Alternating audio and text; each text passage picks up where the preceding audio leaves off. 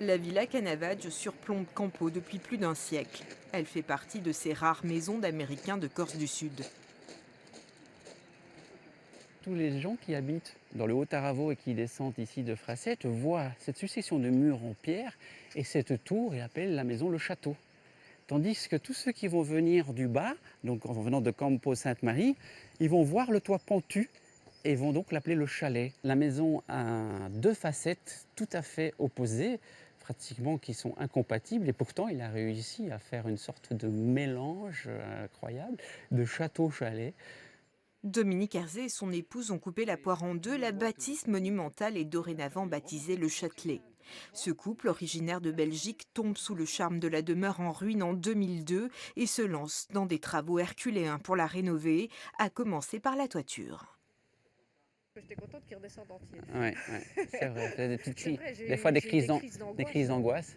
Première chose auquel il a fallu s'attaquer, c'est le toit. Et ce n'est pas rien parce qu'un toit très pentu comme ça, avec une structure aussi complexe, il a fallu tout refaire. Il a fallu refaire la charpente d'abord, mais démonter tout et puis tout remonter. Et pour essayer de faire à l'identique, il a fallu chercher les matériaux spéciaux, c'est-à-dire des tuiles plates qui ressemblent complètement à l'origine. L'histoire de la bâtisse est intimement liée à celle de son concepteur.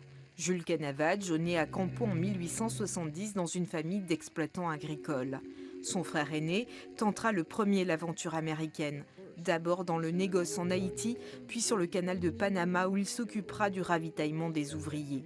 Le jeune Jules lui emboîte rapidement le pas, les affaires sont juteuses, le retour à Campo se fait en grande pompe. Dans les années 1905, il revient, Jules, ayant fait fortune, et il décide de construire cette maison. En 1906, il dépose un permis pour montrer qu'il avait bien réussi à tout le village et que son histoire, il était devenu quelqu'un d'important maintenant. Jules s'installe avec son épouse haïtienne et leurs 5 enfants. Il devient adjoint au maire. La magnificence de sa demeure assied son nouveau statut social. Pour Pierre-Claude Gentil, ce chalet est l'un des plus remarquables de Corse du Sud. C'est comme un phare qui a besoin d'être vu.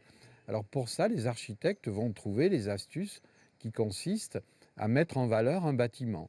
Il est non seulement en hauteur, mais il a des formes et un langage architectural qui le fait parler. C'est surtout dans la réalisation, dans l'exécution, que l'on va trouver la perfection quasiment. C'est un bloc de granit avec différents aspects. Le granit est poli, semi-poli, et c'est ça qui fait le charme de cette maison. Quelques détails rappellent ses influences américaines. Toutes les portes sont en pin Lariche, donc qui viennent du Haut-Aravo. Et ici, dans le salon, on a cette séparation entre petit et grand salon, qui est une arcade en acajou de Cuba, qui vient donc de Panama. Il a certainement ramené ça comme essence pour sa maison, et elle a probablement été travaillée sur place. En 1925, Jules Canavage sera élu maire de Campo. Il continuera à voyager régulièrement aux Amériques pour les affaires. Il s'éteindra d'ailleurs à New York en 1945. Son histoire rocambolesque a passionné le couple Herzé.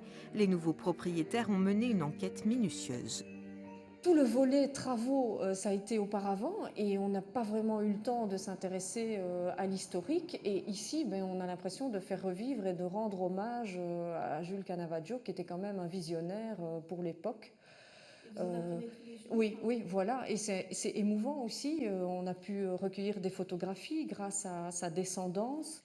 Et tant d'autres secrets restent à percer, notamment dans le jardin de la propriété. Là, tu vois, ici, c'est une ancienne tombe. On a les murs comme ça en triangle. Au centre, il doit y avoir une ou plusieurs personnes qui ont une très belle vue. Parce que maintenant, j'ai un peu redégagé, un peu nettoyé. Qui doivent être contents finalement d'être bien là, en haut de la colline. Le passé et le présent en harmonie. Aujourd'hui, le Châtelet Campo accueille des chambres d'hôtes, mais Jules Canavage conserve toujours sa place. Son bureau est resté intact.